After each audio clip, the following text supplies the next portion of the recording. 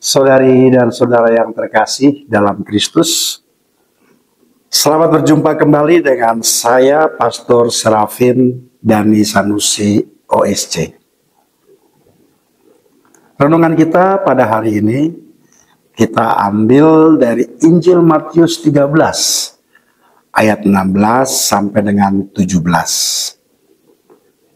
Sekaligus pada hari ini, Gereja Kudus juga memperingati Santa Ana dan Santo Yohakim. Keduanya adalah orang tua dari Santa Perawan Maria.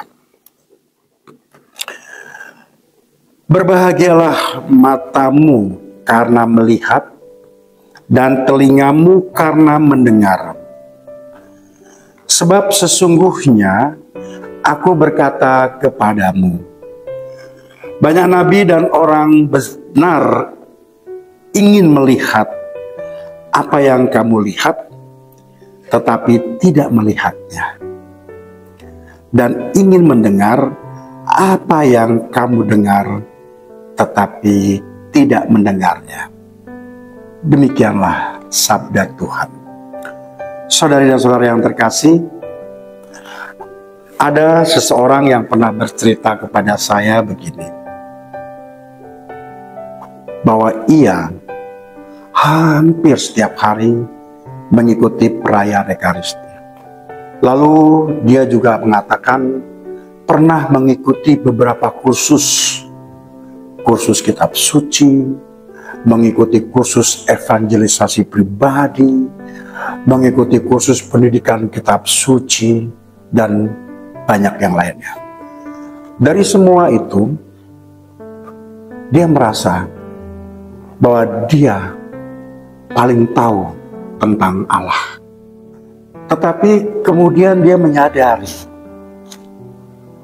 bahwa pengetahuannya itu tidak pernah digunakan untuk mendengar keadaan di sekitarnya.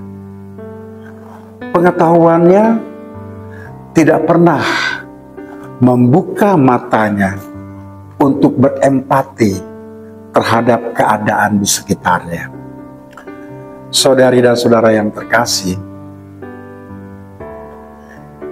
Injil untuk renungan kita pada hari ini sangatlah pendek, hanya 2 ayat.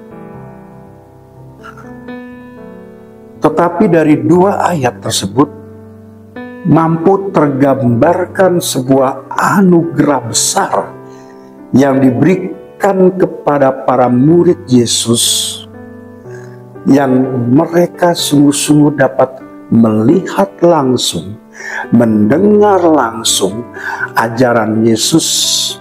Yesus menegaskan bahwa para murid itu sungguh diberkati karena mereka menerima pewahyuan ilahi, sesuatu yang dirindukan oleh para nabi dan orang benar di masa lalu. Maka Yesus mengatakan tadi, banyak nabi dan orang benar ingin banget melihat apa yang kamu lihat dan mendengar apa yang kamu dengar. Tetapi mereka rupanya tidak mendapatkan itu. Saudari dan saudara yang terkasih, hari ini kita diajak oleh Injil Matius untuk merenungkan bagaimana iman dan keterbukaan hati terhadap kehendak Allah seperti yang ditujukan oleh Santo Yohakim dan Santa Ana. Mereka menjadi orang tua Bunda Maria karena mereka menjadi contoh yang luar biasa dari iman dan pengabdian dalam kehidupan keluarga mereka. Mungkin kita pernah mendengar cerita tentang mereka, bahwa betapa lamanya mereka ingin mendapatkan anak. Sampai di usia tuanya mereka ingin mendapatkan anak. tetapi rupa-rupanya Allah berkata lain.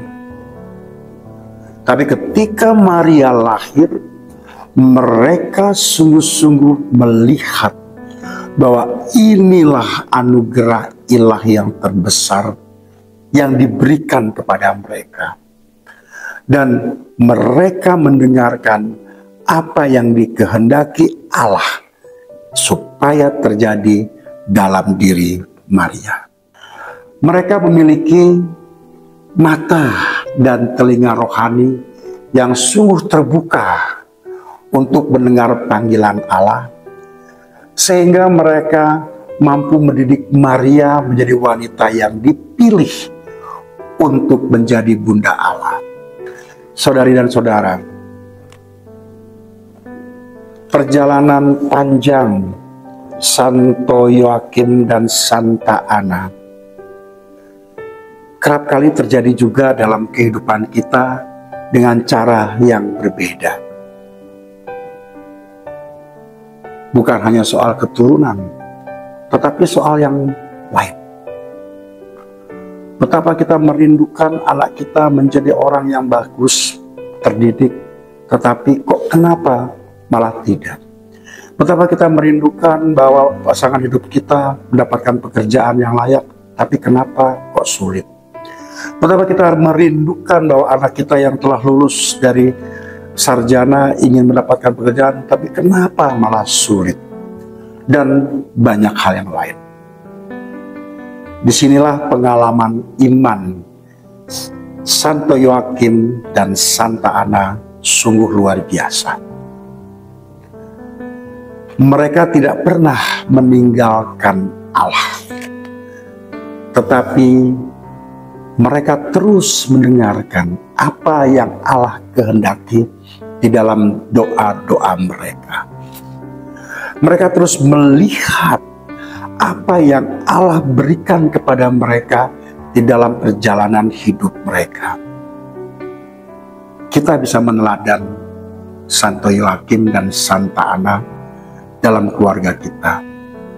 Mari kita ajak keluarga kita untuk selalu berani menggunakan mata dan telinga rohani. Kita mulai menghidupkan kembali doa-doa di dalam keluarga. Kita mulai memberikan keteladanan dalam pengampunan dan kesabaran.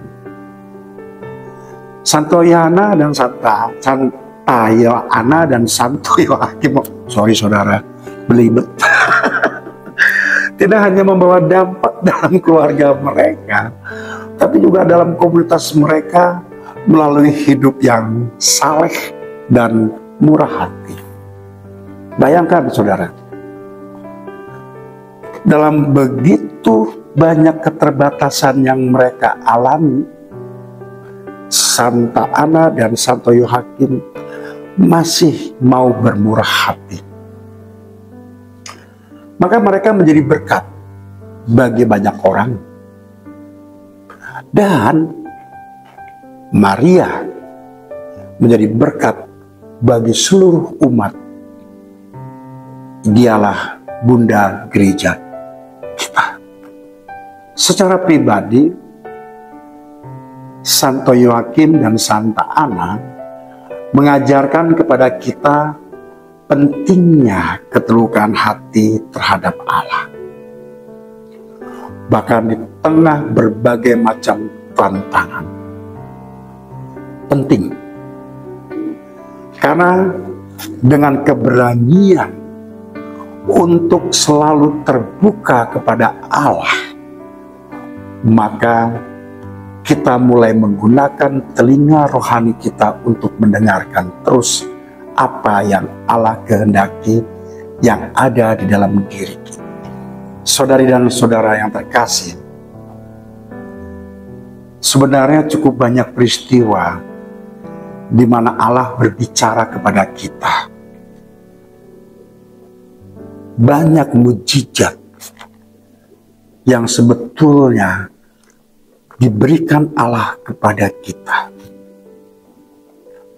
Tetapi semuanya itu berlalu begitu saja karena mata rohani kita dan telinga rohani kita tertutup oleh kesibukan kita. Pastor, saya nggak punya pekerjaan. Sibuk dari mana, Pastor? Ya elah. Kalau buka TikTok sampai 3 jam, 4 jam, bukannya sibuk itu.